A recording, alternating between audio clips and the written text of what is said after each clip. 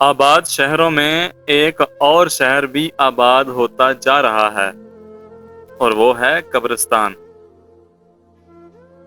یہ زمین کسی اور زمین کا آسمان ہے۔ زندگی تم خود ہو، باقی سارا علم ہے۔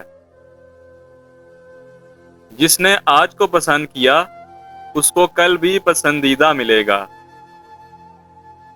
حضور پاک صلی اللہ علیہ وآلہ وسلم نے فرمایا، غریبوں کے ساتھ ہمیشہ دوستی رکھو اور امیروں کی مجلس سے پرہیز کرو۔ مسکراہٹ محبت کی زبان ہے۔ مسکراہٹ کی قیمت کچھ بھی نہیں، لیکن اس کا نفع بہت بڑا ہے۔ مسکراہٹ ایک لمحے میں گزر جاتی ہے، لیکن اپنی میٹھی یاد ہمیشہ کے لیے چھوڑ جاتی ہے۔ وہ دن بالکل ضائع شدہ سمجھنا چاہیے جس دن مسکراہٹ نہیں آتی۔ ہنسنا اور خوش رہنا صحت کے لیے اتنا ہی ضروری ہے جتنا غذا کو چبا کر کھانا۔ انسان آنسوؤں اور مسکراہٹوں کے درمیان لٹکا ہوا ایک پینڈولم ہے۔ قسم ہے اس ذات کی جس کے قبضہ قدرت میں میری جان ہے، اگر تم لوگ ان حقیقتوں کو جان لو جنہیں میں جانتا ہوں تو تم بہت زیادہ رو اور کم ہنسو۔ بخاری شریف۔ زیادہ نہ ہنسو، اس لیے کہ زیادہ ہنسنا دل کو مردہ بنا دیتا ہے۔ تمہیں کیا چاہیے؟ جو کچھ بھی چاہیے اسے مسکراہٹ کی طاقت سے حاصل کرو، نہ کہ تلوار سے۔ جب میں خود پر ہنستا ہوں تو میرے دل کا بوجھ ہلکا ہو جاتا ہے۔ اگر تم ہنستے ہو تو ساری دنیا تمہارے ساتھ ہنسیں گی، لیکن اگر تمہیں رونا پڑے تو اکیلا ہی رونا پڑے گا۔ مسکراہٹ تعارف کا پہلا زینہ ہے۔ مسکراہٹ خریدی، مانگی اور چرائی نہیں جا سکتی، کیونکہ یہ ایک ایسی چیز ہے جو اس وقت تک کسی کو فائدہ نہیں دیتی جب تک اسے دل سے پیدا نہ کیا جائے۔ مسکراہٹ روح کا دروازہ کھول دیتی ہے۔ مسکراہٹ اس بات کا یقین دلاتی ہے کہ مسکرانے والے کا دل کدورت سے پاک ہے۔ مسکراہٹ ایک ایسا نذرانہ ہے جسے غریب سے غریب آدمی بھی پیش کر سکتا ہے۔ مسکراہٹ زندگی کی علامت ہے۔ مسکراہٹ حسن کا سنگار ہے۔ مسکراہٹ ایک جھلک ہوتی ہے، لیکن اس کی یاد بعض اوقات ابدی ہوتی ہے۔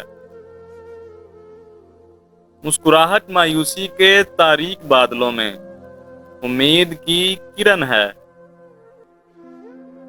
مسکراہٹ ایک ایسا پھول ہے جس کی خوشبو ہمیشہ مہک اٹھتی ہے۔ مسکراہٹ اچھی شخصیت کی آئینہ دار ہوتی ہے۔ مسکراہٹ زندہ دلی کی علامت ہے۔ مسکرا کر بات کرنا بعض اوقات بڑی مشکل کو آسان بنا دیتا ہے۔ مسکراہٹ شکریہ کے اظہار کا انتہائی کامیاب ذریعہ ہے۔ مسکراہٹ چہرے کی خوبصورتی کو چار چاند لگا دیتی ہے۔ مسکراہٹ کے بغیر کوئی امیر نہیں، اور جس کے پاس ایک ہلکی سی مسکراہٹ نہیں، اس جیسا کوئی غریب نہیں۔ اس شخص کو مسکراہٹ کی ضرورت سب سے زیادہ ہے جس کے پاس دوسروں کو دینے کے لیے کچھ نہ ہو۔ کس قدر عظیم ہے وہ شخص جو دل میں غموں اور دکھوں کا بوجھ رکھتا ہے اور چہرے پر مسکراہٹ۔ مسکراہٹ محبت کا انمول خزانہ ہے۔ جو کسی پر رحم نہیں کرتا، اس پر رحم نہیں کیا جاتا۔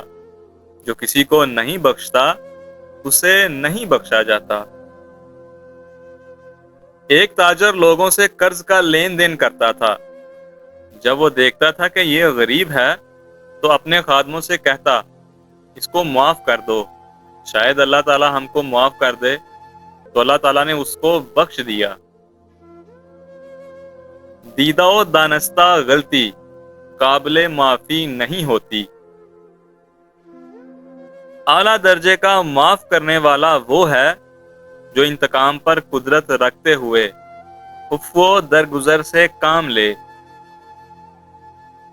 سب سے بہتر وہ شخص ہے جو قدرت کے باوجود معاف کر دے۔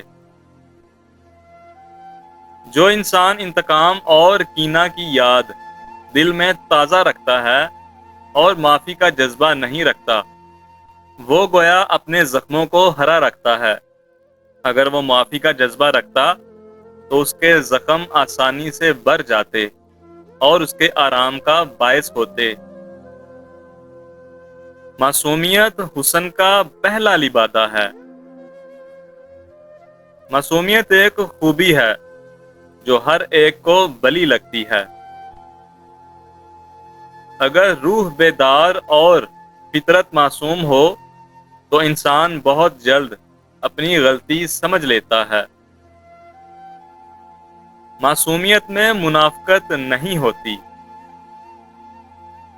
عورت کھیرے اور زیتون کا تیل مکس کر کے چہرے کی مالش کر لے تو چہرہ جوان نظر آنے لگے گا۔ خاموشی سے بڑا جواب کوئی نہیں ہوتا، لیکن خاموشی سے ہی بڑا عذاب بھی کوئی نہیں ہوتا۔ جس خاص کے لیے آپ خاص نہیں ہو اسے عام کر دو، اور جس عام کے لیے آپ خاص ہو اس عام کو خاص کر دو۔ اللہ مہربان ہو جائے تو حضور پاک صلی اللہ علیہ وآلہ وسلم کی محبت مل جاتی ہے، اور حضور پاک صلی اللہ علیہ وآلہ وسلم کی مہربانی ہو جائے تو عبادت ملنا شروع ہو جاتی ہے۔ سارے کافر جتنی مرضی سازشیں کر لیں مگر یہ کبھی بھی مسلمانوں کو عقل استعمال کرنے پر مجبور نہیں کر سکتے۔ اللہ کا شکر ہے کہ وہ ہمارے کرتوتوں، ہمارے گناہوں، کرداروں اور ہماری بدعمالیوں کو ہمارے چہروں پر ظاہر نہیں ہونے دیتا، ورنہ کیا ہوتا؟ دینا شروع کر دیں، آنا خود ہی شروع ہو جائے گا، عزت بھی اور رزق بھی۔ آج دنیا کی حالت یہ ہے کہ غریب کی پلیٹ سے زیادہ امیر کے شیمپو میں غذائیت اور وٹامن ہیں۔ قطع تعلقی کے بھی کچھ اصول ہوتے ہیں، جن میں سب سے پہلا اصول رازوں کی تدفین ہے۔